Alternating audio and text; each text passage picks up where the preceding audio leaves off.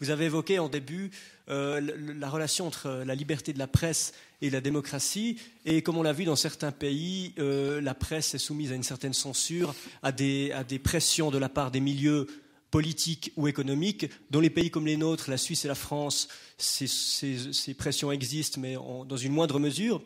Mais il me semble qu'il y a un type de pression dont on n'a pas parlé, qui n'est pas la censure et qui n'est pas même l'autocensure, mais qui est le résultat d'une forme de déterminisme social de la part des journalistes eux-mêmes. Et moi, l'impression que j'ai, c'est de voir que les journalistes, par leur formation, pas forcément par leur origine, mais par les milieux qu'ils sont amenés à fréquenter et autres, développent une pensée, que je pourrais dire idéologique, qui est en gros la pensée libérale et libertaire, qui les amène, notamment sur certains nombres de sujets de société, à être en faveur de l'européisme, de la mondialisation, de la multiculturalité, des prérogatives des minorités, etc. Et qu'il y a un décalage entre cette opinion-là, qui est extrêmement majoritaire dans nos médias, et l'opinion de la population telle qu'elle se transmet au moyen des votations. Vous avez évoqué le traité constitutionnel européen de 2005 en France, qui est un exemple flagrant. En Suisse, je peux vous dire que je pense 80% des médias sont pro-européens et que le peuple a toujours voté contre, que près de 95% des médias étaient contre l'interdiction des minarets, que le peuple en a fait autrement. Comment vous expliquez ce décalage qui n'est pas dû à une pression d'autorité, mais qui est dû à une idéologie ambiante dans une corporation, mais qui n'est représentatif que de cette corporation et non pas de l'ensemble d'une population donnée? Il y a beaucoup de choses dans votre question. D'abord, il y a quelques axiomes préalables que pour le plaisir, je discuterai quand même. Qui est que, pour moi, les mots, je vois bien, je connais cette expression lib-lib, les libéral, libertaire. Pour moi, je pense, alors c'est aussi un problème de langue et de pratique.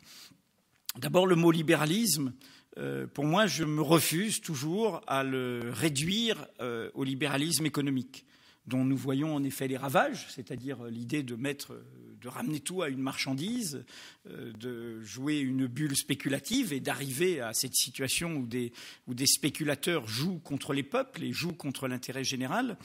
Je pense que c'est un mot un petit peu trompeur dans notre langage. Vous savez qu'en langue anglaise, libéral ne veut pas dire ça, et renvoie plutôt, on pourrait dire, à l'aile gauche du Parti démocrate ou à ceux, Chomsky par exemple, pourrait paraître au contraire être dans la catégorie des radicaux libéraux aux États-Unis. Alors pourquoi je rappelle ça? Parce que c'est quand même au cœur de ce que j'ai voulu essayer de transmettre. Nous avons perdu en chemin sur ce continent-ci une espérance originelle qui est celle du libéralisme politique. Et c'est une histoire très concrète qui s'est jouée pendant la Révolution française, ce qui s'est inventé au XVIIIe siècle et qui est quand même quelque chose qui est toujours actuel et qui est une histoire formidable. Les droits naturels, cette expression des droits naturels. Ce n'est pas seulement les hommes naissent libres et égaux. Nous avons des droits naturels. Nous avons des droits. Nous sommes hommes, nous avons des droits naturels. Pourquoi je vous dis ça? C'est parce que ça, c'est le libéralisme politique, en pure histoire des idées. Le libéralisme politique, c'était cette idée des droits des individus. Et sous la Révolution française, ça a été au cœur de vrais enjeux. Deuxième point, je voudrais dire, attention, ce que j'ai aussi dit, ce n'est pas pour contester les votes dont vous parlez, mais moi, je considère qu'un peuple peut se tromper dans son vote. Oui, un peuple peut se tromper dans son vote, c'est ce que j'ai voulu dire. S'il faut une liberté, un peuple peut se tromper dans son vote. Ah oui. Et justement, c'est pour ça qu'il faut un écosystème démocratique. L'écosystème démocratique, c'est ce qui permet au peuple de défaire le vote qui a précédé. Il n'y a pas d'absolu du vote du peuple. Le vote, c'est un moment de la délibération démocratique, mais la délibération démocratique, elle continue. Ou autrement, on dira, il y a un absolu, Hitler, il a été élu. Oui, il a été élu.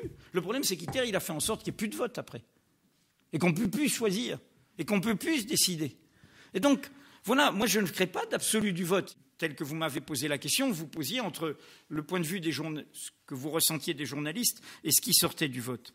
Alors après, derrière votre question, et sans venir sans m'immiscer dans le débat sur la pertinence de telle votation ou de telle autre, bien sûr qu'il y a un enjeu, mais qui pour moi fait partie de l'écosystème de l'information, c'est que les journalistes ne soient pas enfermés dans une bulle sociale.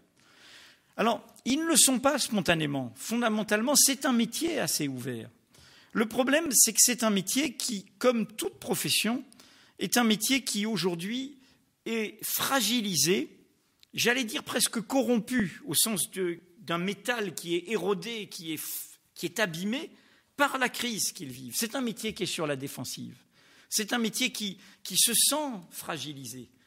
Et donc, c'est un métier dont vous entendez les vedettes, dont vous entendez les commentateurs, dont vous entendez les mouvements d'opinion, mais c'est un métier où il y a énormément de soutiers, énormément de petites mains, énormément d'ouvriers artisans de l'information qui peut-être peuvent penser comme vous. Donc moi, je serais moins catégorique que vous, évidemment, sur l'enfermement dans une bulle sociale de notre profession.